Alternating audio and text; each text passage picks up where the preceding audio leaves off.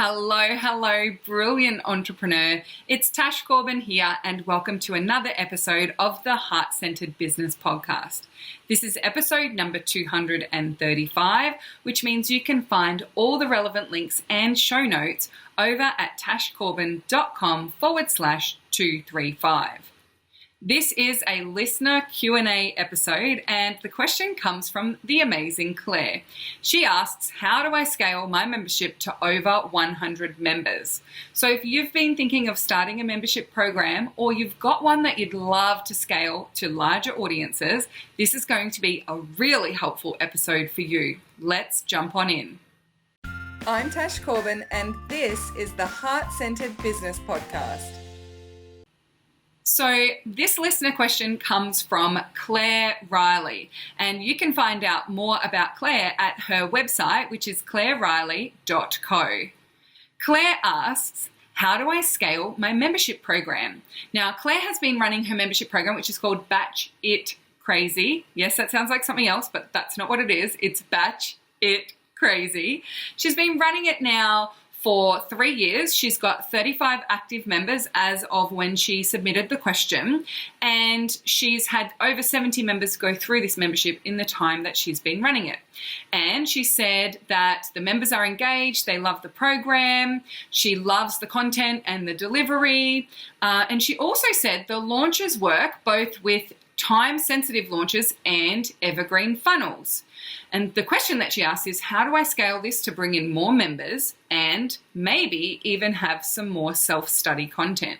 Now, this is a really awesome question, but before I get to the specifics of Claire's question, I want to start by saying that I think memberships are absolutely brilliant. I especially love Claire's, and I've been a batchie before, and I love memberships because number one, you get the access to recurring revenue. Number two, you get to create an ongoing longer term relationship with your clients. And number three, I love memberships because they do work really well with evergreen sales and funnels, especially when they're set up really well to bring in new members and induct them into the membership really well. So whenever it comes to getting more people into a program, whether it be a course or a membership or a mastermind, you know my core marketing strategy comes down to the three core things: reach, conversion, and mindset. And the really interesting thing about Claire's question is that she said when she launches it and when she sets up evergreen funnels, they both work.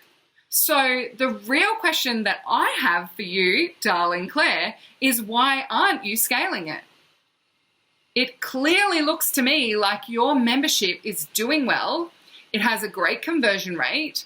When you put it in front of your audience, people buy it. So why haven't you actually taken the action to scale? So if you know that you want to get to 100 members, you know both launches and evergreen funnels work, to me, it's a simple proposition of more reach at the top of your funnel equals more conversion into clients at the bottom of the funnel. So what I want you to do specifically, darling Claire, is to get clear on what are the negative consequences of having 100 members in this program. There may be a clue in the last part of your question, which was, well, perhaps I need to have some more pre-recorded self-study content. So that gives me a clue that potentially you're worried that if you have more members coming into your membership, you're not going to be able to handle, in inverted commas, handle all those extra members. You're feeling like maybe there's something that isn't scalable on the inside of the program because your marketing of your membership is completely scalable. So for me, the first thing to look at is not reach, it's not conversion, it's actually mindset. Deal with the mindset stuff and also look for capacity issues. Is it because you feel too busy? Is it because you feel like your marketing strategy is too busy right now? Why haven't you put in some really strong scalable strategies to get your launches in front of more people? The most simple and obvious way to scale this membership is to simply put more money into your ad spend when you are launching, or put more money into your ad spend on your evergreen funnels. If they work, then the next step is to scale them up. So your homework for this episode is to deal with those mindsets things, have a think about what the negative consequences may be. And you might think, oh, well, there's no negative consequences. I want 100 people inside my membership, but you aren't scaling it. There's a reason why you're not scaling it. And so I find it's always better to spend some time just getting really clear and being honest with yourself and allow yourself time to really go there. Go to the dark side of this success and what it might mean. If you have a subconscious fear that more than 50 people in there at a time is going to burn you out, then that's going to stop you from bringing more people in. If you have a subconscious fear that more than 50 people in there is going to mean that your older members are going to feel like they get less time with you and they're not going to love it as much, so they're going to drop out, then that's something that you need to be conscious of. We need to bring those thoughts and beliefs to the surface so we can address them, both from a mindset perspective, but also from a practical perspective. Is there something you can do to give extra love to people who've been in your membership for over a year? In the Heart Centered Business Academy, when I used to run it, I had a VIP level of membership, and the only way to achieve VIP level of membership was to stick around for a year. And VIPs got an extra call every month.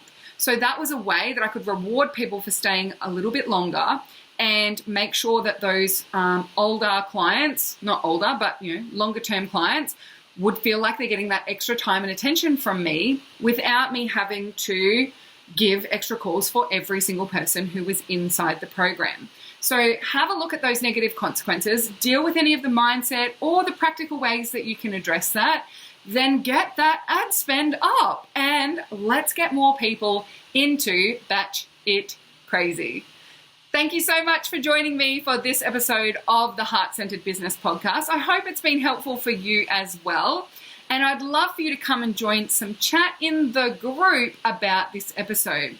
So if you have a program that you want to scale, but you're not scaling it, if you feel like you've hit your limit on how many people you can get in per launch, let's bring this conversation over to the Heart Centered Soul Driven Entrepreneurs Facebook group and continue the conversation there.